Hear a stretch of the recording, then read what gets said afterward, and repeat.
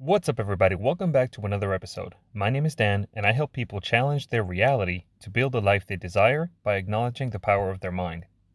To meditate in the Tibetan language means to become familiar with. So, what are you trying to become familiar with? The short answer is yourself. Most people think they know themselves, but do they really?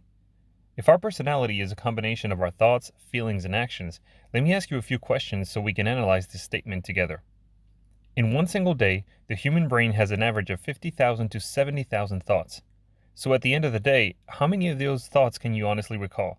10, 25, 50? Why do you think that is? Because for most of your day, you don't really think, at least not with your conscious mind. You're letting your subconscious mind run the show. All I know is that according to the research, men think about sex twice as much as women. But anyway, that means your thoughts are already out of the combination. Now, if your thoughts create your feelings, and you're not aware of your thoughts, then for the most part, you're not aware of your feelings either, are you? And last but not least, your actions. I'll throw in another question. How many times have you gone to work, for example, and when you got there, you couldn't even remember how you did it? You could try to guess, and the number probably wouldn't even be close to the truth. That's because you don't think about it unless something unusual happens. In conclusion, if you don't know what you think, you don't know what you feel, and you don't know what you do either, how could you possibly know yourself? Well, that's what meditation is all about. Being just with yourself and your conscious thoughts and feelings.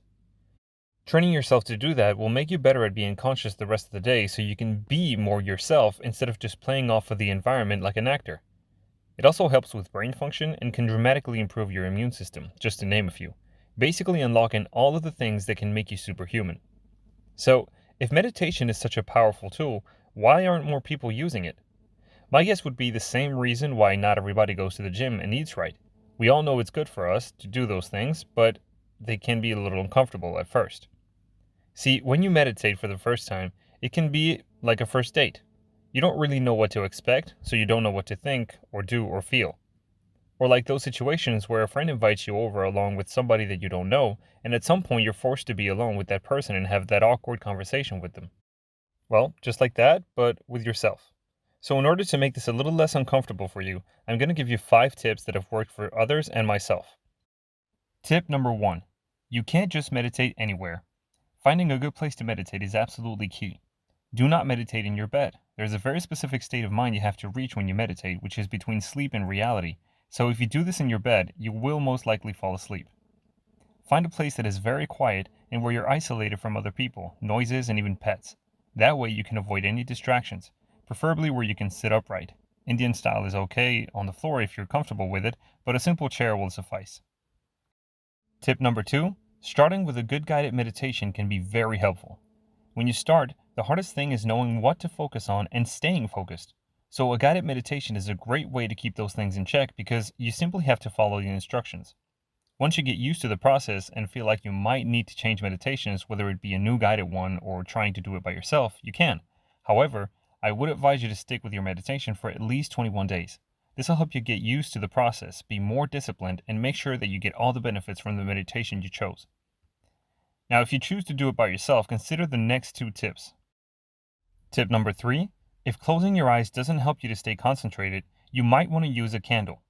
Staring at the candle flame might help you stay focused because you're keeping your eyes on one thing. They often say that eyes that wonder are a mind that wonders. Tip number 4. If you can't find a place that is quiet enough and some noises keep distracting you, you can put on earplugs or headphones with relaxing music, preferably without lyrics, or some binaural beats. There are thousands of them on YouTube with different frequencies, so you can choose the one that would be most appropriate for the type of meditation you wish to do. Tip number 5. Bear with me because this is a big one. There are various types of meditations for different goals. Some people use it for healing, others to visualize their goals, others to transcend their limitations, and some simply to relax. But it doesn't matter which type you choose. The one thing that is the same for all of them is the end result. And this is it. When you get up from your meditation, you shouldn't be the same person you were when you sat down. See, the point of meditating isn't just to sit there in silence and do nothing or think about nothing like some people believe, because if that's what you do, then you're changing nothing. Meditation is an experience for you to change your state of being, but in order to change, you must first know what to change. And if you're trying to change yourself, but we just established that you don't really know yourself, how can you do it? This means that before getting to the state of being that you'd like to achieve, you must first identify the state you are in now. That's why before leaving the body behind in your meditation, you must first align yourself with it until you identify the issue that you desire to change.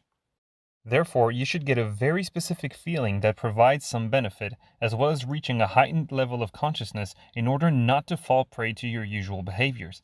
Because you might think you have it all figured out, but let me assure you, you don't, and neither do I. Our potential for growth and understanding is exactly like the universe and the energy in it, infinite, which makes our consciousness what? Eternal. I hope you enjoyed this episode and that it will help you eliminate some of the difficulties and doubts you had about meditation. Remember, we're changing ourselves from the inside out. However, that doesn't mean we can't help that process. So take care of your body from the outside as well and make things easier for yourself by using high quality, clean foods and ingredients for your body to repair itself. So check out the Beauty8 website to see what they have to offer. The link is down in the description box, and so is my email and social media accounts if you want to reach me for more information and discounts for bigger orders. Thank you so much for tuning in. Don't forget to hit that like button, subscribe, and share with the people around you. Until next time, and as always, peace, love, gratitude, and respect.